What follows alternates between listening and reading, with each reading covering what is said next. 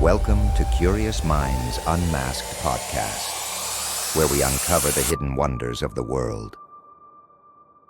You know that feeling you get, that sinking feeling, when you realize just how much online security changes all the time.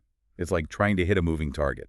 And that's what we're diving into today, this idea that online security is constantly evolving. Yeah. We're looking at this article that you shared. Gmail hackers have control of 2FA, email, and number. Here's what to do. It really got me thinking. Right. Published this week, October 9th, 2024, it's a stark reminder that even with, the supposed Fort Knox of security, two-factor authentication, our inboxes might not be as secure as we think. Yeah, it's concerning. What's really got my attention is the sheer volume of people saying their Gmail accounts have been compromised. Right. And they're saying this despite having 2FA enabled. It's like they have the guard dog, but someone's still breaking in. Exactly. And the common denominator, hackers are figuring out how to get control of those recovery emails and phone numbers. So you're totally locked out. Completely. Yeah. They essentially hijack your whole account. It's giving me that nightmare scenario. You're banging on the door of your own house, someone changed the locks, and you're like, hey, I live here. Exactly, and you're locked out. The article points to a couple of culprits. Malware strains like Lumar and Luma. Can you break those down a bit? What makes them so effective? Well, these malware strains are sneaky. They specifically go after session cookies. Session cookies, okay. Think of a session cookie as like a digital key card. So you log in, right? Google gives you this cookie, this session cookie, to remember who you are. Okay. So the next time you go to Google, you don't have to keep logging in. It's like, hey, welcome back. Right. But here's the thing. If a hacker gets a hold of your cookie, Oh. they don't need your password. They don't need the 2FA code? They become you, as far as Google is concerned. Wow. So even with 2FA acting like a security guard at the front door, this malware is finding a way to pick the lock on the back door, get that cookie, and they're in. Precisely. They completely bypass those initial layers of security. So SMS codes, authentication apps, all that. Meaningless. Yeah. The hacker is you. They've got the keys to the kingdom. That's unsettling. It makes you wonder, with Google constantly updating its security, things like this high-frequency cookie rotation the article talks about, Yeah. is it ever really enough? Well, Google, they're in a constant arms race, right? High-frequency cookie rotation, that's great. It makes stolen cookies expire faster, but it doesn't stop them from being stolen in the first place. Right. They're also doing things like device-bound credentials, restricting logins to devices they recognize, and risk-based reauthentication. So that only triggers 2FA if something seems off. So they're trying to stay a step ahead. They're trying, but it's a carrot and mouse game for sure. And that's why it's so crucial to understand how all this works so you can stay ahead of the curve. And that's where that feeling of vulnerability sets in, right? It seems like even with Google's best efforts, there's always some new threat emerging. The article mentions a few things that Google suggests to kind of bolster our defenses. And I've got to be honest, some of these terms are a bit like alphabet soup to me. They're throwing around application-bound encryption, device-bound credentials. Right. Can you break those down a bit? What are we really talking about here? Okay, so application-bound encryption, that's essentially saying the connection between, let's say, your laptop and Google servers, that's encrypted. It's much harder for a hacker to jump in the middle and grab your data while it's traveling. So it's like sending a letter in a sealed envelope as opposed to a postcard. Exactly.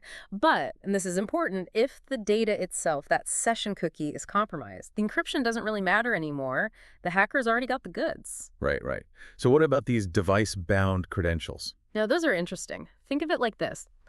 Even if someone nabs your password, they still can't get in from a device that Google doesn't recognize. So Google has my back, at least with my devices. That's good to know.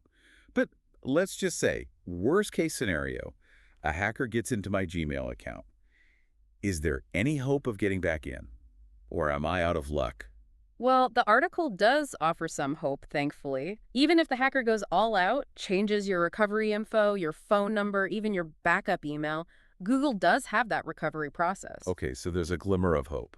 There is, but the article really stresses understanding how it all works. The nuances are important. Okay, so let's break it down. See, I get hit with that sinking feeling. I can't get into my Gmail. What's step one? First things first, don't panic. Easier said than done, I know, but freaking out won't help. Right. The article says, and this makes sense, try to use a familiar device in your usual location when you're trying to recover your account. So like my home computer, my phone, Exactly, especially on your home Wi-Fi. Google, they keep track of these things. So when you're trying to recover your account, logging in from your usual spots, it kind of adds legitimacy to your claim. It's like saying, hey, Google, it's me, same as always, just locked out. Makes sense. Hmm. Google's thinking, okay, this tracks. What about the password, though?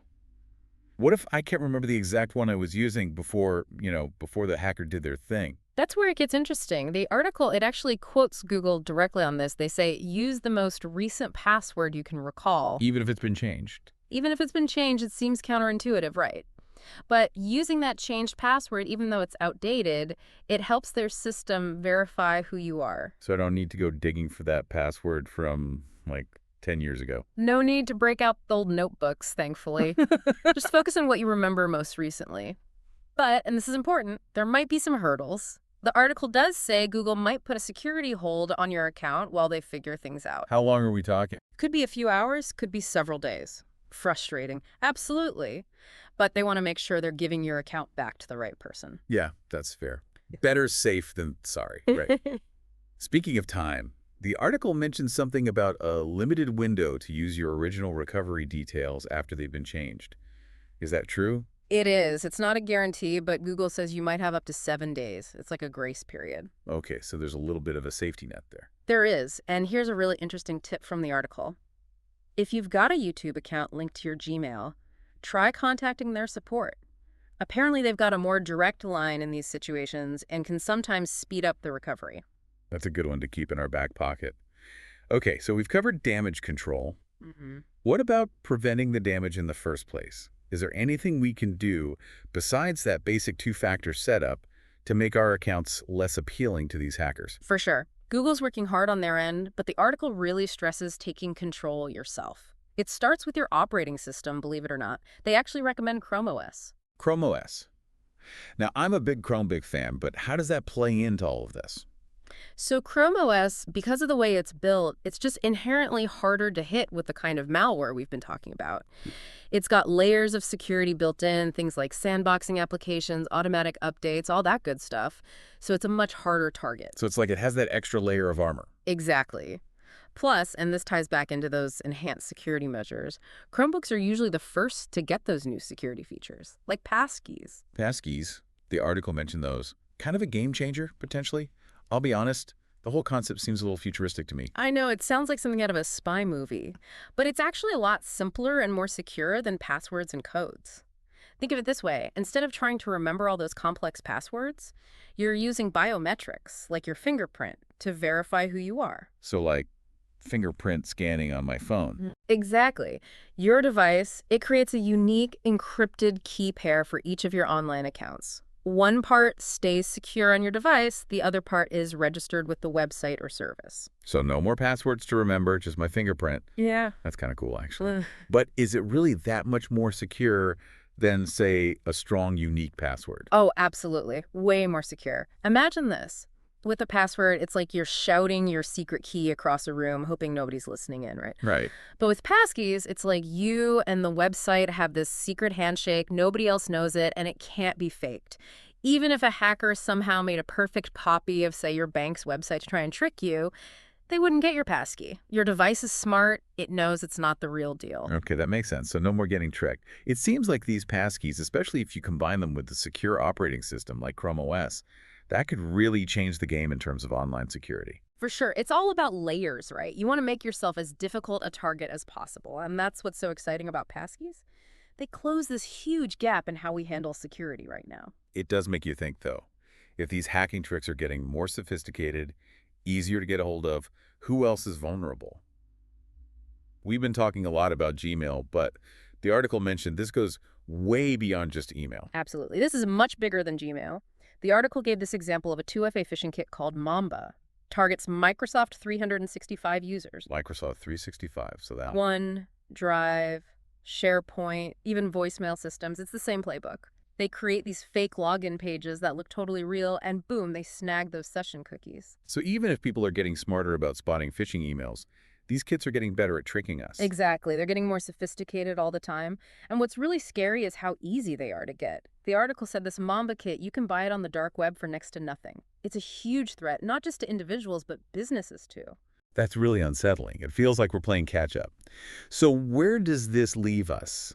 What's the key takeaway for our listeners? A lot of them are probably juggling tons of online accounts, feeling overwhelmed by all this. It boils down to this. We have to stay informed. We can't just assume our accounts are safe because we checked the 2FA box. That's just not enough anymore. So it's not about panicking, it's about being proactive. Exactly. Take control of your online security. Look into passkeys. A lot of platforms are using them now. It's an easy first step, and it makes a huge difference. And be extra cautious about phishing attempts, even if they look convincing. Don't click that link. Exactly.